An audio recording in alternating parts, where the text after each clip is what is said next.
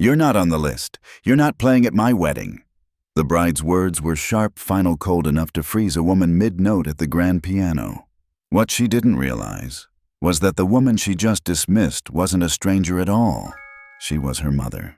In this soul-stirring story of music, memory, and revelation, a young bride fires the pianist just moments before her walk down the aisle, only to discover that the melody haunting her dreams was a lullaby composed by the very mother she was told had died long ago. What follows is a breathtaking unraveling of identity, forgiveness, and the music that binds hearts even after decades of silence. Now, before we dive deeper, please subscribe to our channel. We share powerful, meaningful stories like this every day. And drop a comment below to let us know where you're watching from. Thank you so much, and now let's get back to the story.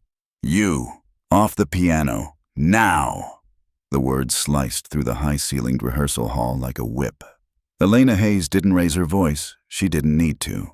Her posture alone, shoulders square beneath lace-trimmed silk, carried the sharp edge of a bride already pushed to her limit. Her voice, steady but tight, echoed off the empty pews, chilling the air more than the wind whispering through the open chapel doors. The woman at the grand piano looked up, startled but calm. Her hands hovered above the keys, still poised mid-chord. She was older, late 50s maybe, dressed simply in black, a silver braid curled down one shoulder. There was no name tag, no identification, just presence. Quiet, haunting presence. "I'm sorry," the woman said gently. Elena took a single step forward. "You weren't hired for this. You're not in the program. I don't care who let you in, but you're not playing at my wedding." The pianist blinked. Her fingers slowly lowered to rest on her lap. "I understand." Her voice was composed, but something in her eyes flickered like the last flame of a candle too proud to admit it's dying. She rose without argument, gathering a thin folder of sheet music. A few pages slipped loose, fluttering to the ground like forgotten prayers. She didn't scramble. She bent slowly with grace, as if each motion had a story behind it. Elena turned sharply, muttering to the wedding planner standing nearby. "Can we please get the actual pianist in here before the guests start arriving?" The planner, a young woman named Lila, fidgeted, hesitating.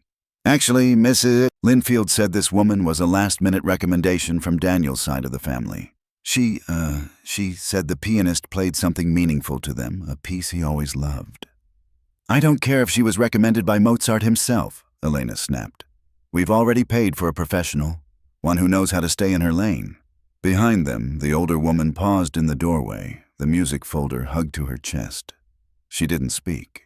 She simply looked at Elena, at the sunlight streaming through the stained glass windows, at the towering white orchids arranged on either side of the aisle.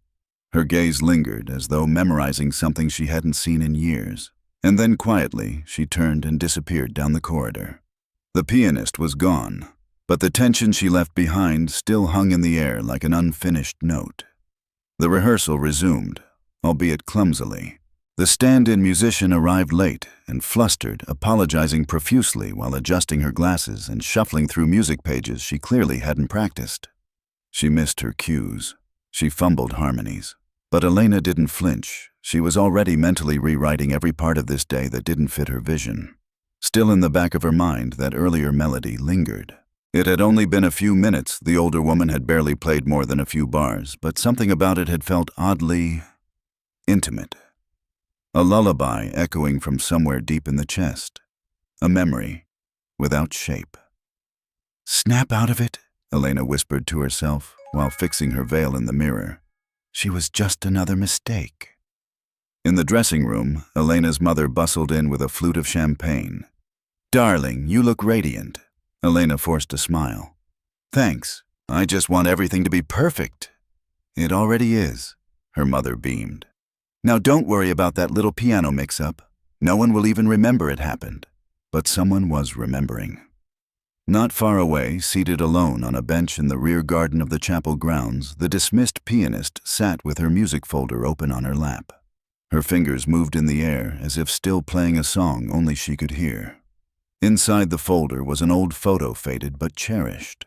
A younger version of herself, cradling a newborn with big brown eyes and a tuft of curly hair.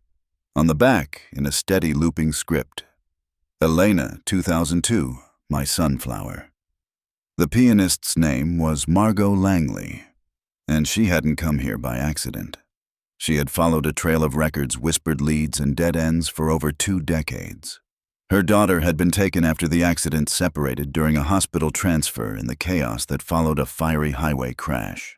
Authorities had marked Margot as deceased after an error in the ER's triage log. By the time she awoke, her baby had been placed in the system, gone without a trace. Until last month, when a wedding announcement appeared in the paper, Elena Hayes to wed Daniel Linfield at St. Augustine Chapel. Margot had read the bride's name again and again, her heart pounding. She'd run her fingers over the printed photograph. The eyes, the cheekbones, the impossible resemblance. She contacted the chapel, offered to play anonymously. She didn't ask for money. She only wanted to see if the melody would awaken something. But instead, her daughter, her baby, had looked into her face and cast her out. Back inside, Elena rehearsed her vows, but her voice faltered halfway through. Daniel approached her, gently brushing her arm. "You okay?" he asked. "I'm fine," she said too quickly. He paused, looking into her eyes. "Is it about the pianist?" Elena stiffened. "No.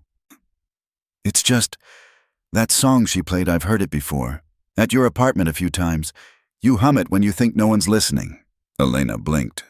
"What are you talking about?" "That melody she played. You've hummed it. I know you don't realize it, but I've caught you doing it in your sleep. It's always the same notes." Elena's breath caught. She looked away. The chill returned. Somewhere in her memory, beyond birthdays and bedtime stories, beyond adoptive parents and ballet recitals, there was a dim image of sunlight falling through a kitchen window, and music soft and slow like honey sliding off a spoon. "I must have picked it up somewhere," she said, her voice low, but her hands had begun to shake. Daniel leaned closer. "You want me to ask her to come back?" Elena looked at him sharply. "No, don't. This is my day, and I want it right." But even as she spoke, the words something inside her began to fray. Later, as the final floral arrangements were brought in, and the wedding arch draped in white silk, Elena stood at the edge of the aisle alone for a brief second. She stared at the grand piano, empty, silent. And for the first time all day, she whispered not a command, not an order, but a question. Who was she? Outside, the wind shifted. Somewhere a sunflower tilted toward the sun. The hands that once held a baby now trembled as they turned the brittle edges of the photograph. Margot sat alone in the chapel courtyard, where vines curled up old stone pillars and petals drifted like forgotten confessions in the spring air. She stared down at the single image that had survived the fire, the wreck, the erasure. Her arms crossed over her chest, clinging to that picture as if her heartbeat could imprint warmth into it. Her breath shook. Her bones ached, not from age, but from the weight of years that had passed in silence. She remembered the lullaby before she remembered her own name after the crash. It had come back to her in fragments, 4 notes at a time. Not in hospitals, not in therapy, but late at night when sleep would not come and grief grew teeth. That melody had haunted her for years, whispering through subway tunnels, trickling from the hands of street performers, flooding into her dreams until she woke gasping, reaching for a baby no longer cradled in her arms. They told her she was lucky to be alive. She never agreed. The day she left the ICU, Margot was no longer a wife. Her husband had not survived the accident. She was no longer a mother either. Not officially. The state records had listed her daughter as unclaimed, then adopted, with every document sealed. When Margot petitioned for her own child, the court shrugged. It's too late. The child has been placed in a new home. She's safe. Let her be. But how does a mother let go of the one sound that never let go of her? She played that song in train stations, churches, and concert halls, not for applause, but for a reaction, for a gasp, a pause, a tear, something in someone's eyes that said, I remember this too. And now today, she had seen her, heard her name echo through the flower-scented corridors. Elena Hayes, grown tall, strong, stubborn, beautiful. And she had stared into her own child's face and watched her walk away, cold-armored and unaware of the truth stitched into the melody Margot played with shaking fingers. Inside the chapel, Elena stood behind a column near the vestibule, watching through the glass as the woman sat alone on that weathered garden bench. She couldn't explain why she hadn't left to take pictures with the bridesmaids, or why she was still thinking about a tune she hadn't heard in over 20 years, yet somehow knew. That melody. It wasn't just familiar. It was visceral. It stirred something before it even ended. It made her stomach twist, made her eyes blur when she wasn't even sad. It had made her feel like a small child again, safe and warm and held. But that couldn't be possible. Her mother had died when she was a baby. That's what she'd been told. A car crash. She'd never seen a photo. Her adoptive parents had respected her space. Her questions had always been careful, shaped by fear that the answers might burn more than the silence. And yet, "Excuse me," a voice interrupted gently behind her. It was Daniel's grandmother, Mrs. Linfield, dressed in navy with silver earrings that shimmered like stars. She had a grace about her, timeless and patient. Elena straightened. "Oh, hi, Grandma Linfield." The older woman studied her with gentle eyes, then glanced toward the garden. "She didn't stay long." "Who?" "The woman at the piano. Margot." "You know her?" Mrs. Linfield smiled faintly. "Not well. Just enough to know her heart speaks through music. She played at a benefit gala I organized a few years ago. I've never heard anything like it, and when I met her again last week, pure chance, she was playing that same song. I asked if she'd consider playing here just once. She looked so moved. She said yes without hesitation." Elena's heart gave a strange, erratic flutter. "Did she say, why?" "No, but her hands trembled when she heard your name." That sentence sank like a pebble into a deep, dark lake inside Elena's mind. She found herself walking slowly, as if her feet weren't entirely hers, down the hallway past flower carts and scattered petals and murmured laughter out the side door of the chapel and toward the woman on the bench. Margot heard the footsteps before she saw the face. She stood quickly, wiping at her eyes, folding the photo into her music folder. "I didn't mean to interrupt," Elena said quietly, now just a few steps away. "You didn't," Margot replied, voice gentle but guarded. I wanted to ask you something." Margot nodded. "That melody you played earlier, where did you learn it?" There was a stillness between them so complete that the breeze itself seemed to hold its breath. "I wrote it," Margot said softly, "years ago, for someone I loved very much." "It feels familiar." Margot's eyes didn't blink. "I hoped it might." Elena tilted her head. "Why?" The older woman hesitated. Her mouth parted, then closed. She had rehearsed this moment in dreams 100,000 ways, but now faced with it in daylight, with her daughter just feet away in a wedding gown, she said nothing. Instead, she opened her folder and with trembling fingers offered Elena the photograph. It was old. The edges curled. The ink faded, but not enough to hide the truth. A younger Margot. The same silver braid, but darker. And in her arms, a baby. Round cheeks, familiar brown eyes, a mouth that looked like Elena's. "I don't understand," Elena whispered as her fingers touched the image. "I think you do," Margot said, barely audible. Elena stared at the photo, and her world tilted. "You can't be," she murmured. "My mother died. That's what they told me." "They were wrong," Margot said, her voice breaking. "They never told me where you were. I searched for you, Elena. Every year, every birthday, every melody I played was for you. I didn't know. I didn't know if you were still alive, if you were safe, if—" "No." Elena cut in the words, shaking. "No, this is insane." She turned, her heart galloping against her ribs, eyes blurring. "I'm sorry," Margot said, reaching forward instinctively but not touching. "I didn't come here to ruin anything. I just wanted to see you. Even if just for a moment." Elena didn't look back. She walked, stumbled away from the bench, away from the garden, back toward the chapel. But the photo remained in her hand, and in her mind that melody refused to fade. It played on repeat, relentless and soft, like a mother humming a secret only a daughter could decode. Elena stood in front of the full-length mirror, but she couldn't see herself. Her eyes traced the seams of the gown, the perfect ivory lace wrapping around her like armor, but it all felt wrong now. Hollow, like wearing a stranger's skin. The photo still trembled in her hand, creased now where her fingers had clutched it too tightly. She had tried more than once to slide it into the drawer, to look away, to let it go. But it clung to her like the perfume of a memory she never gave permission to remember. A knock tapped against the door. Not hurried, not soft. Elena, Daniel's voice. She didn't answer. The mirror had stolen her voice, and something in her throat burned too much to speak. The door opened anyway, slowly. He stepped in, careful, like he was approaching a deer too close to bolting. His eyes met hers in the reflection, then slowly dropped to the photograph in her hand. She hadn't even hidden it. "I saw you go after her," he said gently. She nodded. He moved closer, waiting, watching her face like it held the key to something buried. Finally, her voice cracked through the silence. "She said she's my mother." Daniel didn't flinch. "Do you believe her?" "I don't know what to believe," Elena whispered. "All I've ever known is that she died.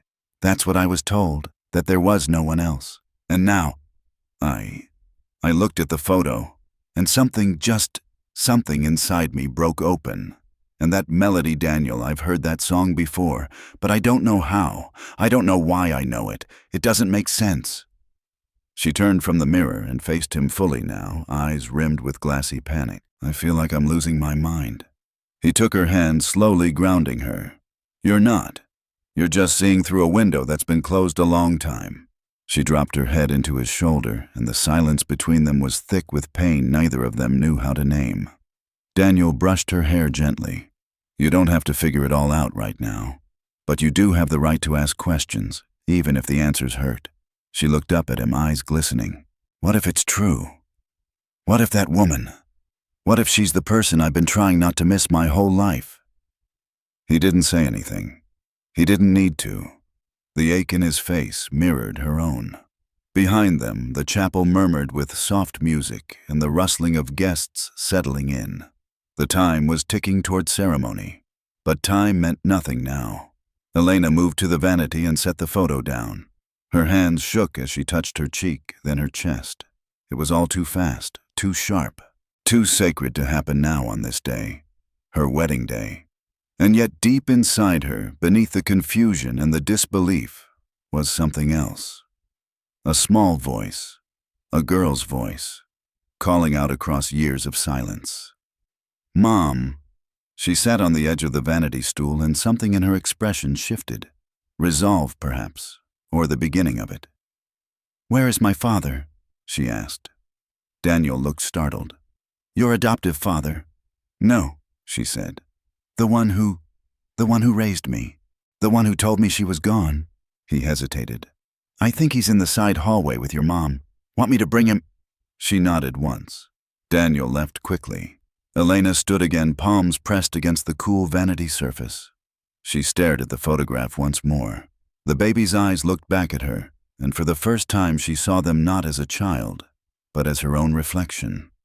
That was her. That was her. And the woman holding her. She had been looking into that face without recognition, but her heart had known. That melody had known. Some part of her had always remembered, even when her mind refused to. The door opened behind her. She didn't turn. "Elena," her father said softly. His voice had always been warm, even when he said no, even when he avoided her questions.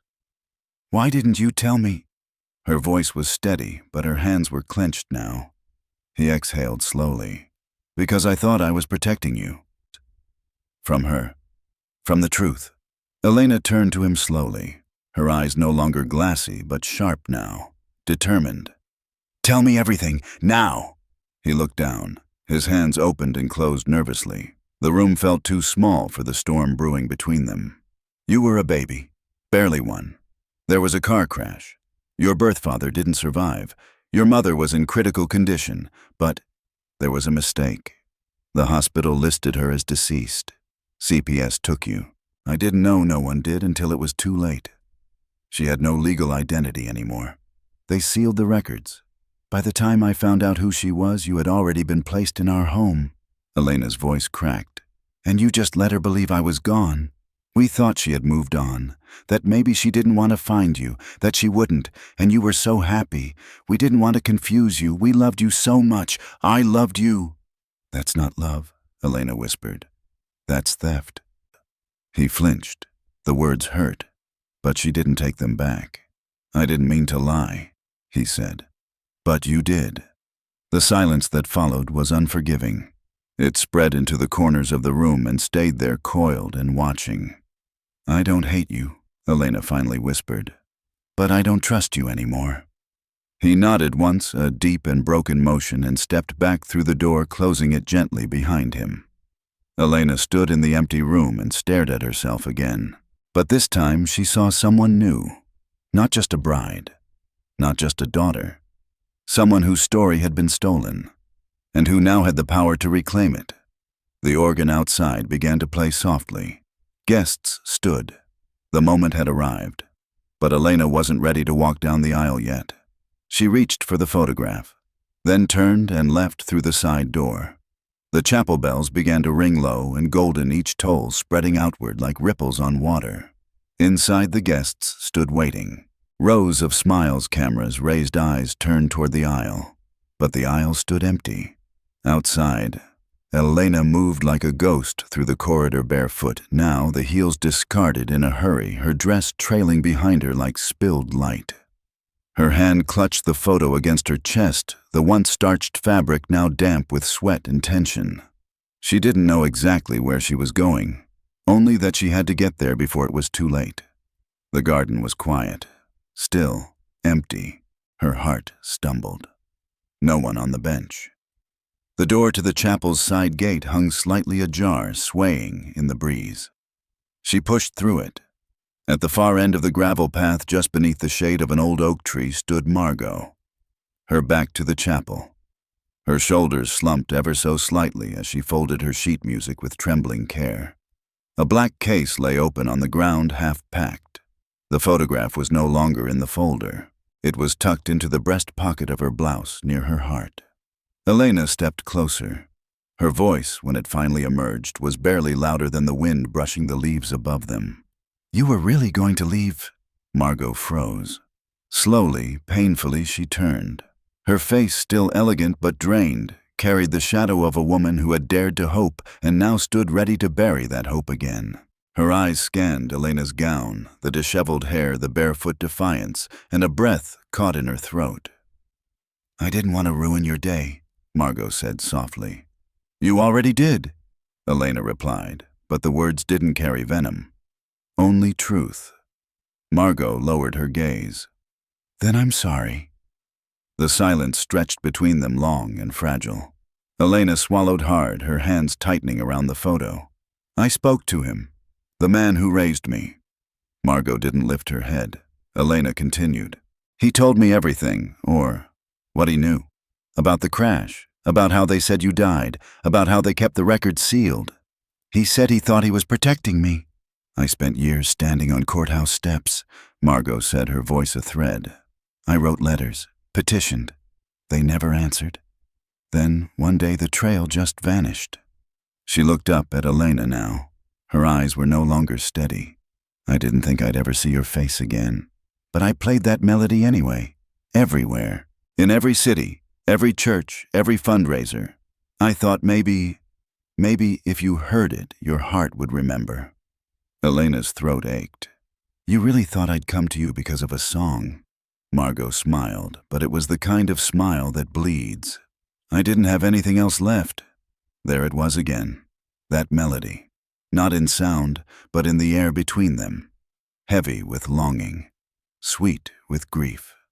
Familiar in a way that made Elena want to scream and run and fall into it all at once.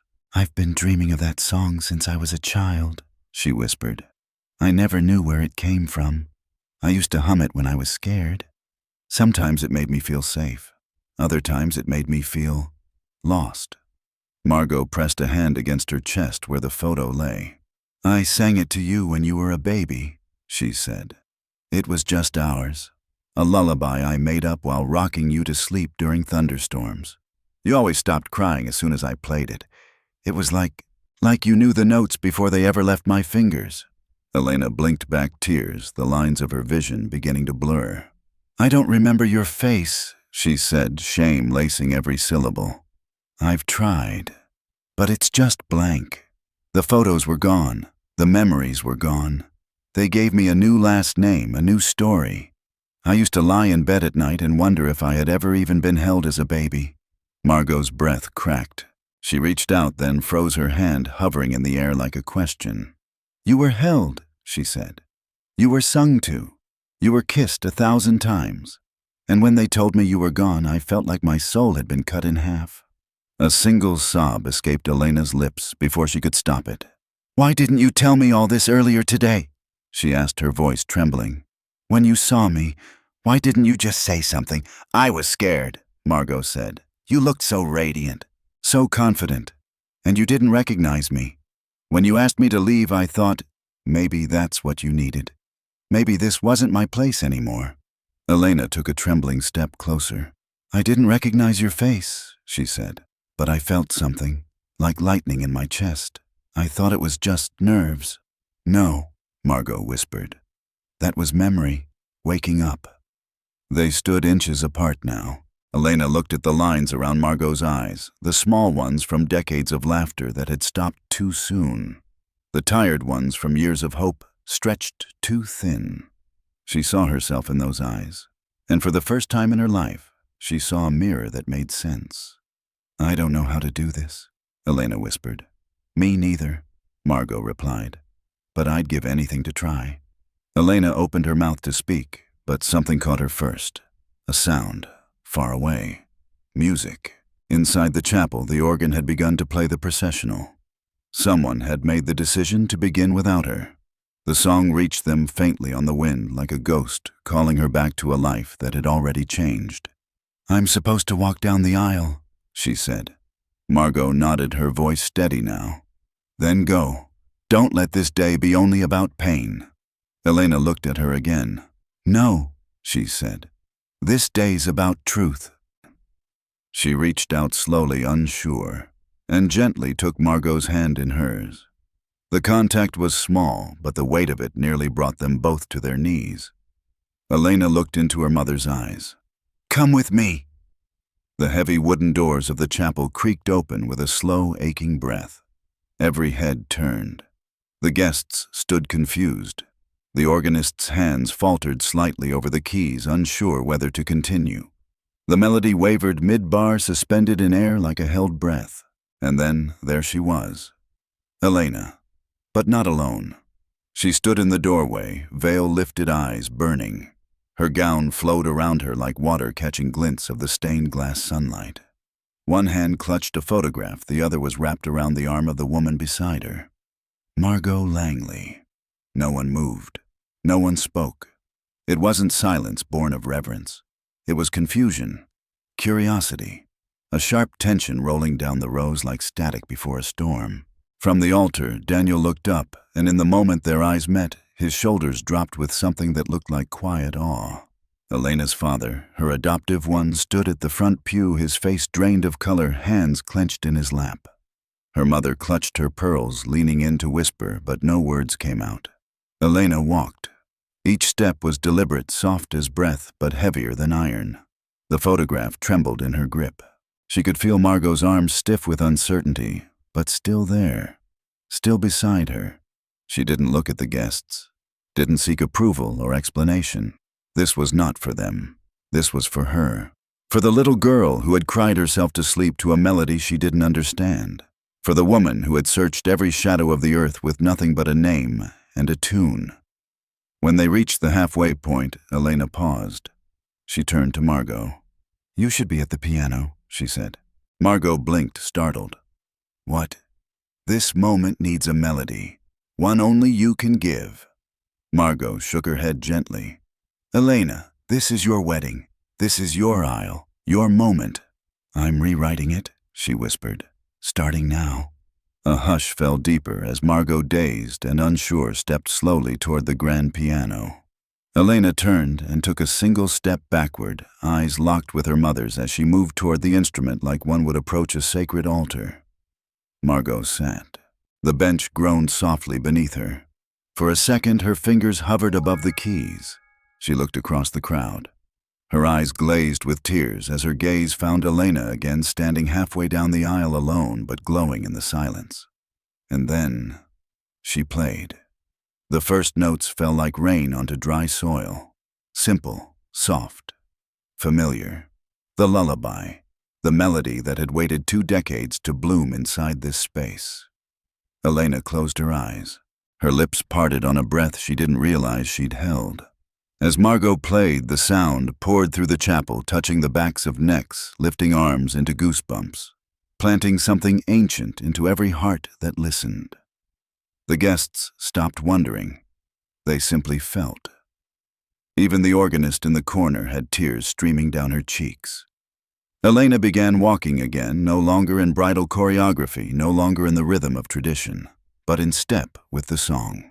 Each note seemed to push her forward like wind in the sails of a ship finally turning home.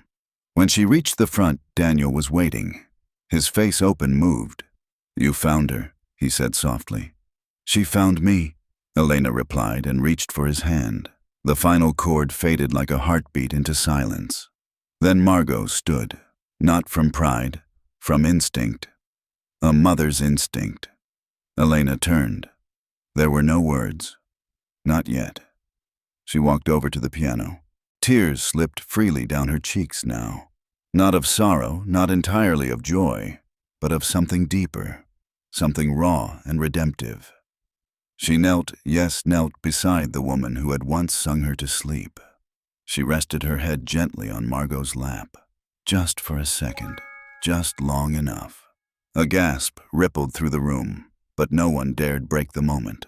Margot placed one hand in her daughter's hair, stroking it as she once had without even thinking. Her other hand still hovered near the keys, trembling as if the notes were still humming inside her fingers. "I never stopped looking," she whispered, voice cracking. "I never stopped needing you," Elena replied. A long silence followed. Not of discomfort, not of shame, but the kind of silence that comes only after a truth too large for words has finally been spoken. Daniel took a step forward, his voice steady now. "Before we continue today's ceremony," he said, facing the crowd, "I want to acknowledge something far more sacred than any vow I could speak." He turned toward Elena and Margot. "A reunion like this is the real miracle." The crowd was still. Then, slowly, tentatively, someone clapped, then another, and another, until the entire chapel rose in a standing ovation, not for a bride or a groom, not for floral arrangements or music, but for a mother and daughter who had found each other against all odds. Against time, against silence itself. Margot stepped back from the piano. Elena took her place at Daniel's side. Her hand slipped into his. The officiant, overwhelmed but composed, stepped forward and cleared her throat. "I believe," she said with a tremor in her voice, "that we are ready." And so the ceremony began again. But this time it was no longer a performance. It was something far deeper, something rooted in truth. A mother sat in the front row, hands clasped around a crumpled photo, and a daughter stood at the altar, no longer broken but whole. The air inside the chapel felt different now. It wasn't just the stillness or the stunned reverence that had settled like a hush over the pews. It was something more intimate, as if time itself had taken a step back to let something sacred unfold. The stained glass windows poured golden light across the aisle, casting color onto the bride's veil and the trembling hands of the mother who had once been lost to the world. Elena stood before the officiant with Daniel's fingers wrapped in hers, her eyes clear and wet and unflinching. She didn't feel perfect or prepared or poised. She felt real, and that was enough. The officiant's voice was calm, but it wavered at the edges, touched by what she had just witnessed. "We gather not just to witness a union today," she said, her gaze sweeping gently over the crowd, "but to remember what love can overcome, even when time tries to bury it, even when silence tries to erase it." Elena's throat tightened. She'd thought these words, this ceremony, would be about becoming a wife. She hadn't expected that in the same breath she would be becoming a daughter again. The officiant continued guiding them gently through the ceremony. Daniel's vows were soft and steady, full of laughter and stillness and hope. He promised her freedom and courage and a home that would always be a harbor, not a cage. When it was her turn, Elena hesitated. She held the card in her hands, her pre-written vows crafted weeks ago during a quiet afternoon filled with soft jazz and white wine. But her fingers slowly folded the paper in half.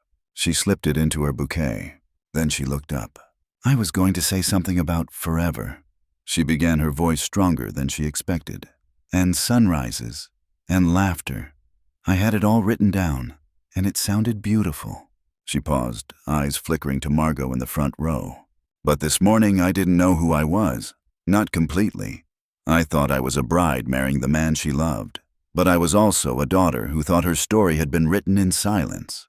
A soft murmur passed through the guests. "I've spent years trying to fill a space I couldn't describe. I used to think it was just loneliness, or fear, or maybe some part of me that wasn't enough. But today I learned that part of me wasn't missing. It was waiting." She turned back to Daniel. "You've loved me through every question I never knew how to ask. And now I want to build a life where we welcome all the unexpected answers together. I want to be yours, fully, not in pieces, not pretending, but whole." She swallowed hard. "I vow to walk beside you, not ahead, not behind. I vow to choose truth over comfort and to never close the door on love, no matter how long it takes to find its way home." Daniel's eyes were glistening now. He nodded, lips pressed tight as if even breathing too loudly might break the moment. The officiant gave a nod of her own. "You may exchange rings." The ceremony closed like a prayer answered slowly. Not with fireworks, not with grandeur, but with grace. Applause erupted as they kissed, and Elena's veil brushed against his cheek like the flutter of a piano pedal lifting at the end of a song. As they turned to walk down the aisle together, Elena's eyes caught Margot's again. She didn't smile, not yet. The ache between them was still tender, but she nodded. And that nod said, "I see you now." After the ceremony, as guests spilled into the garden for photos and champagne and small talk, Elena slipped away. Margot was sitting on the chapel steps, hands in her lap, the photograph still folded between her fingers. She looked like she belonged in some other century, carved in patience, polished in grief. "I don't know how to do this," Elena said as she approached. Margot looked up. "Do what?" "This, us, start something, again." Margot gave a soft laugh. "You think I do?" Elena sat beside her. The air was quiet here, away from the music and celebration, just wind and the rustle of petals along the stone path. "I wish I remembered more," Elena said after a pause. "The lullaby is all I have." Margot nodded. "It's a good place to start." There was silence again, but this one wasn't sharp. It was the kind you share with someone who finally speaks your language. Then Margot hesitated and pulled something from her music folder. "I was going to leave this with the staff before I left," she said, "in case I never saw you again." It was a letter. A single page folded into thirds. Her handwriting was small, neat, delicate. Elena looked at it, fingers hovering over the paper, afraid to unfold it. Margot placed it gently into her hands. "You don't have to read it now, or ever, but it's yours." Elena held the letter like it might vanish if she blinked. She opened it slowly. It read, "My dearest Elena, if you are reading this, then somehow against every law of loss, we have found our way back into the same breath of time. And I want you to know that I have loved you for every second you were gone. Even when I didn't know where you were. Even when they told me you never existed. I have loved you as only a mother can love, with a memory stitched into every beat of her heart. You may not remember my face. You may not want to. But if you ever feel something in a song that makes your chest ache and your hands tremble, that is me. That is how I've held you from far away. And if we never meet again, let this letter be the only proof you need that I never stopped trying, never stopped hoping, never stopped hearing your cry in the silence. All my love, Mom." By the time she finished reading, Elena's hands were shaking again. But this time not from anger or fear, but from the weight of being known. She folded the letter carefully, pressing it to her lips. Then she reached for Margot's hand. No fanfare, no speeches, just the warmth of fingers entwined. 2 generations stitched back together, not in triumph, but in grace. And behind them, faint and almost imperceptible, came the sound of a piano being played by the wind. The lullaby again, not on keys, but in the trees. The golden hour painted everything in forgiveness. Light spilled through the trees like honey falling over tables dressed in white linen and crystal.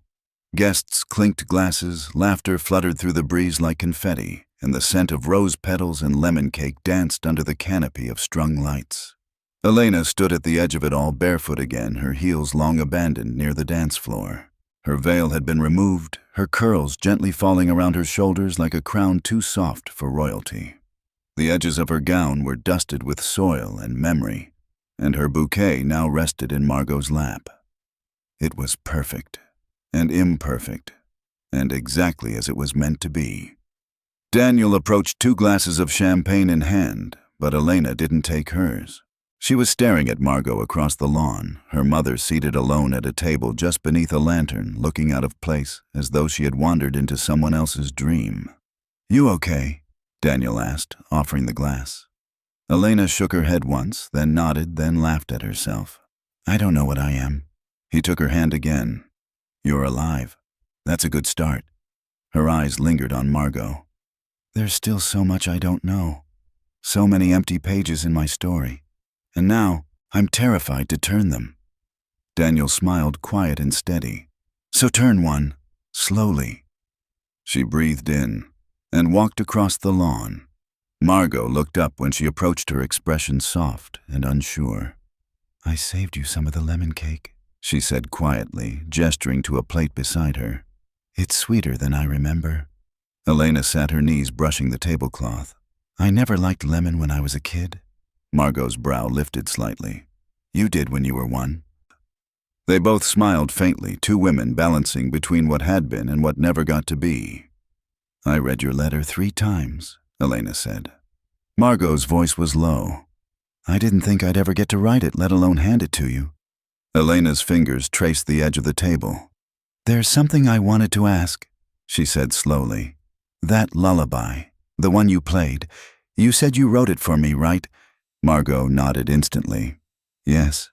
But where did it come from? I mean, how did it come to you?" Margot's brow furrowed. "I don't know. One night when you wouldn't sleep, I started humming. I didn't think. It came out like it had always existed. Like it was waiting." Elena hesitated. "I think I've heard it somewhere else," she said softly. Margot blinked. "Where? I don't know. But not just in dreams. Not just from you. I think—" She paused. "I think my adoptive mother used to hum it, but she always said she didn't know where it came from." Margot stiffened slightly. "That can't be." Elena looked at her. "Can't it?" The music from the speakers swelled a little as the DJ cued a gentle jazz piece for the first dance. But Elena and Margot stayed still, held in a hush that the rest of the world didn't hear. "Maybe it wasn't mine," Margot whispered. "Maybe it was yours." "What do you mean?" Margot turned her face, watching the strings of light sway gently above the canopy. "Maybe you remembered it first," she said. "Before language, before logic. Maybe I was only playing what I heard in you." Elena's breath caught. A strange stillness settled between them, neither grief nor peace, but something older, something holy. "I guess I've always carried you," Elena said softly. Margot nodded, voice cracking. "And I've always been trying to find my way back." A shadow fell over the table then. Elena turned. It was her adoptive mother, Clara, clutching a silk shawl and an expression that flickered between hesitation and sorrow. "I don't mean to intrude," Clara said. "But may I—" Elena gestured to the empty seat. Clara sat slowly, as if every movement might break something. "I didn't know," she said to Margot. "I promise you that. When we adopted Elena, they told us nothing. They said her biological family was gone, that there was no one, that she had no one." Margot's hands clenched in her lap. "I believe you," she said. Clara's voice wavered. "We tried to love her like our own. We did. She's everything to us. I never thought this day would come." Elena placed a hand on Clara's wrist. "You gave me love," she said. "But there was always something missing. A silence I couldn't explain." Clara's eyes filled. I used to hear you humming that song in your crib. I thought I'd made it up to soothe you. But you always knew it better than me. They all sat in silence for a long moment. Three women bound by the same wound, stitched together not by blood, but by memory, grief, and something that refused to die. Margot finally spoke. Maybe we all carried pieces of the same song. From a nearby speaker, a new tune began to play, a quiet, lilting piano piece that felt eerily similar to the lullaby. Not identical, but adjacent, like a cousin of the melody that lived in their bone. Clara turned to Elena. Go dance, sweetheart. This is your night. Elena hesitated, then nodded. She rose, brushing her gown down gently. But before she left, she leaned close to Margot. You're not leaving tonight, she said, not a question but a quiet command. Margot looked up, startled. You're staying, Elena repeated. We have more songs to remember. Margot's lip quivered, but she nodded. As Elena walked away, Daniel met her beneath the lanterns. You look like someone who just rewrote history, he whispered, offering his hand. She took it. Not history, she said. Just the ending. And as they danced barefoot beneath the sky, her gown brushing the ground like a whisper, Margot watched with her hand over her heart, fingers curled around the photograph in her pocket. The music rose soft and steady, and somewhere deep inside her, a new version of the lullaby began to form, one that hadn't existed before this night. A melody no longer of loss, but of return. A song not for a child lost to time, but for a woman found in its fold. The last lantern flickered as the wind tiptoed through the courtyard. Most of the guests had already left, their laughter dissolving into the dusk like echoes of champagne. Only a few lingered at the far end of the lawn, quietly packing up floral arches and folding chairs under the pale sweep of moonlight. Inside the small reception hall, where petals still clung to corners and faint music curled from a speaker on low, Elena sat alone beside the piano. Her veil was long gone. Her hair had loosened into soft falling waves, and her hands, no longer trembling, rested gently on the worn ivory keys, though she didn't press them. Not yet. Across the room, Margot stood near the open French doors, her silhouette lit by the golden spill of lanterns. She had been quiet all evening, keeping to the shadows, watching the day unfold, as though afraid it might disappear if she breathed too loudly. Now, with the room hushed and the world gone still, she stepped forward. Elena didn't turn, but she didn't have to. You used to play lullabies into the air, she said softly, like they were prayers for someone just out of reach. Margot's voice came slowly, as though each word had to pass through years of silence before arriving. I used to wonder if the notes ever found you, if music could travel farther than loss. It did, Elena said, even when I didn't know why it was always there. That melody, humming through my bones. Margot crossed the room and sat beside her on the bench. For a moment they didn't speak, just sat shoulder to shoulder, listening to the ghosts of music that hadn't yet been played. Elena lifted her fingers and pressed a single note, C. It rang out like a bell in the quiet. Margot added a harmony without thinking. They smiled, both surprised. I brought something, Margot said quietly, from my music folder. I wasn't sure if I should show you. Elena looked at her. What is it? Margot reached into her satchel and pulled out a tattered envelope. She opened it slowly and drew out a thin folded piece of manuscript paper. Elena tilted her head. I found this tucked into an old book at a used piano shop in Savannah, Margot said. Years ago. I bought the book for $5. This was folded inside. She handed the page to Elena. The paper was yellowed, the corners soft with age, but the notes were clear, scribbled in pencil by a hand that was unsteady, uncertain. Above the first bar was a name written in a child's handwriting, for my real mom. Elena froze. I didn't understand it at the time, Margot said, but I couldn't throw it away. Something about the melody, it was nearly identical to the lullaby. Not exactly, but close, as if the child who wrote it knew the song already and was just trying to remember it. Elena stared at the page, her eyes scanning the bars, the rests, the accidental flats. It wasn't polished. It wasn't even finished. but it had her handwriting. She traced the letters. "This is mine," she whispered. Margot nodded. "I wrote this. I don't remember when, but I did." Her voice broke. "I must have heard the song from you before the crash. Before they told me you were gone, and then it stayed." Margot's hand moved to cover hers. "It mean," she said softly, "that the melody wasn't just mine. It was yours too, maybe even more yours than mine." Elena held the page to her chest. She didn't cry. She just breathed. Deep, slow, as if the music had been waiting in her lungs all these years and could finally exhale. "I thought I was dreaming it," she said, "that I had made it up." "No," Margot whispered. "You were remembering me." The moonlight through the windows fell onto the piano, illuminating the keys in soft silver. Elena unfolded the paper again and set it on the stand. "I don't know if I can still play it," she murmured. "Then we'll play it together," Margot said. They placed their hands on the keys. One chord, then another. Tentative, tender. The air began to shift as the unfinished melody took its first real breath. There were missing notes, rough transitions, wrong fingers, but it didn't matter, because it was them. It was two hearts in harmony finding their way back through music that had waited in silence. When the final note rang out, low, quiet, and aching, they let it echo. Neither spoke. The silence afterward was more powerful than applause. Elena rested her hand on the wood of the piano. "That little girl, the one who wrote this," she said, "she didn't know she'd ever find her mother again." Margot brushed a curl away from Elena's face. "She did more than find her. She called her home." The candles burned low. The room was nearly dark now, but neither moved to turn on the lights.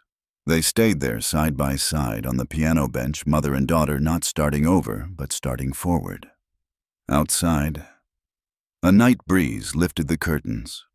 Somewhere down the hill, the last guests were driving away. But in that quiet chapel hall under the memory of vows and chords, something eternal hummed between them, a melody neither time nor silence nor separation could erase. Morning arrived like a whisper through sheer curtains, soft and silver and slow. Elena blinked against the light as it crept across the edge of the bed, trailing up the ivory bedsheets like the hush of a tide returning to shore. Her limbs were heavy from the day before, not from exhaustion, but from fullness, as though her heart had spent the entire night rewriting its own anatomy. The silence in the room was sacred. No music, no voices, just the slow breath of a world exhaling after something miraculous. She stretched her arm out across the bed, fingers brushing empty fabric. Daniel was gone, likely downstairs with coffee and congratulations and the beginning of whatever comes after vows are spoken. She rolled onto her back and smiled faintly to herself. The wedding, the music, Margot.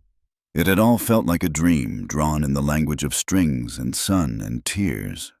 She turned toward the bedside table, expecting to find her veil, maybe her earrings, or the scattered petals someone had brought up from the garden. But instead, she found an envelope. Unlabeled. Plain. Her breath hitched. She sat up slowly, taking it with both hands, the air suddenly heavy with anticipation. Inside was a single page of parchment, soft and aged, but freshly inked. The handwriting was unmistakably Margot's, sloping, elegant, and slightly slanted, like it had learned to sing before it ever learned to speak. Elena read, "My dearest Elena, I once feared I would never see your face again. Then yesterday I watched you walk down the aisle and realized I'd never seen anything more beautiful in my life. There are not enough mornings left in my lifetime to make up for what we lost. But you are not a woman of shadows. You are made of light, and I don't want my story to dim your beginning. That's why I left before dawn, not to disappear, but to give you space to step into this new chapter on your own feet. I have given you the lullaby, but what I leave now is not just music. It is everything I meant, but never said everything you remembered, but never knew why. It is ours, finished at last in both our hands. Forgive me for the years I missed, but know that I will never leave you again, not in the ways that matter. With all the love a mother can hold. Margot." Elena's fingers trembled as she placed the letter down. Beneath it, tucked into the envelope with careful precision, was sheet music. 6 pages. At the top of the first page, Lullaby for Elena, completed. There were 2 sets of initials at the bottom of the final bar, ML and EH. Elena's throat tightened as she unfolded the sheets across the bed. She recognized her own notes additions from the version she'd written as a child, now woven seamlessly into Margot's structure. A harmony threaded into melody, dissonance resolved, pauses written with the kind of grace that only loss can teach. It wasn't just a song anymore. It was them. She climbed from the bed, the music sheet still in her hand, and crossed the room barefoot, her gown from last night now draped gently over a chair like a memory that still breathed. Outside the window, the morning light gilded the world in gold. Downstairs, the sounds of coffee brewing, quiet voices, the shuffle of feet. But Elena didn't descend yet.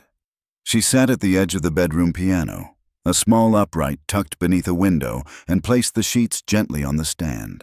Her fingers hovered above the keys, then fell.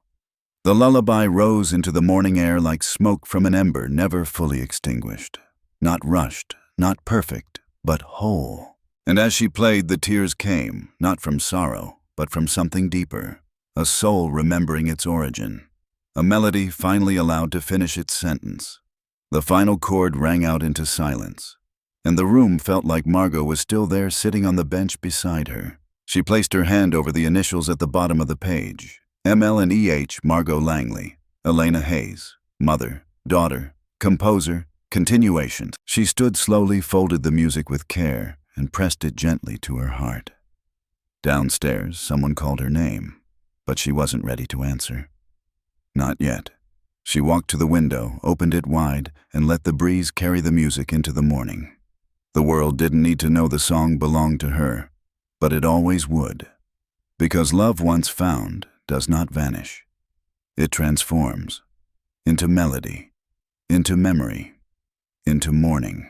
The afternoon sun spilled low across the hills, casting long shadows over the chapel path. Elena walked slowly, fingers brushing the folded edges of the lullaby still tucked into her coat pocket. The music had followed her all day, through breakfast, through whispered conversations, through quiet embraces with Daniel's family, who had now come to understand what yesterday had truly meant. No one had judged. No one had asked her to explain. Because somehow everyone had felt it, that the wedding was no longer just about 2 people saying I do, but about a daughter saying I see you. Still, there was something unfinished, and it had led her back here to the chapel steps now scattered with petals blown by the wind, empty chairs folded against the walls, and the faint echo of a song that had been played only once, but lived in every beam of this place. The chapel doors creaked open, heavy and solemn. Inside, the air was still, cool, sacred. She stepped in slowly, her footsteps the only sound.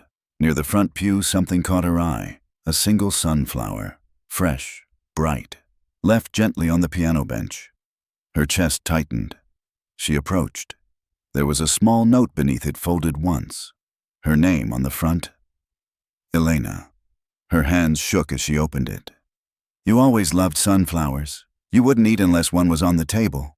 I used to keep a vase full even in winter. This one bloomed this morning in the field behind the guest cottage. I thought you'd want it. I'm not running away. I'm just giving you space to grow without watching eyes.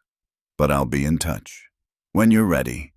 No pressure, no expectations, just possibility. I've left something else for you too. Something I never finished because I thought it would only haunt me. Now I know it was always meant to be yours. Go to the piano. Love you always, M. Elena's breath caught as she turned to the grand piano, the same one Margot had played the lullaby on just the day before. She lifted the lid and found a worn leather journal resting inside. She opened it. Dozens of pages. Songs, sketches, lyrics. Some scribbled, some composed with aching precision. Each one titled with a year. 2002, 2003, 2004, and so on. Each piece written on the same day, every year, Elena's birthday. A different version of the same melody. A lullaby altered, evolved, mourned through music. Some slow, some frenzied, some unfinished. One covered in raindrops where the ink had run down the page. Elena's throat closed around a sound she didn't know how to name. This wasn't a journal. It was a record of love surviving in silence, of a mother marking time not with calendars but with chords. She flipped to the last page, a blank sheet. At the top, in Margot's handwriting, 2025, to be continued by you. Tears fell freely now, soaking into the edge of the page. She sat down on the bench, laid her fingers gently on the keys, and began to write, not with words, but with sound, not to mourn, but to continue. The chapel held her. The notes rose like wings. And in the final chord low, warm still, she felt her mother's presence wrap around her like sunlight on skin. She wasn't gone. She had simply stepped into silence long enough for Elena to fill it with music. Outside in the chapel garden, another sunflower tilted its face toward the sky. Sometimes the most beautiful beginnings are born from broken chords. This is not just a story about a bride or a mother. It's about time silence and the invisible threads that tie us to the people we've never stopped needing. Elena didn't just walk down the aisle. She walked through grief, confusion, and forgiveness to rediscover a piece of herself long buried beneath years of unanswered questions. And Margot, she didn't just play a lullaby. She composed a bridge between a forgotten past and a hope-filled future. This story reminds us that it's never too late to seek the truth. Never too late to heal. Sometimes we must write our endings differently from what we were given. Love may go quiet, but it never disappears. It lives in the melodies we hum without knowing why, in letters never sent. And in the courage it takes to forgive those who didn't even know they'd hurt us. Let this be your sign. If there's someone you need to find, someone you need to forgive, or someone you've been waiting for, don't wait for the perfect moment. Just start. Even the faintest song can lead you home.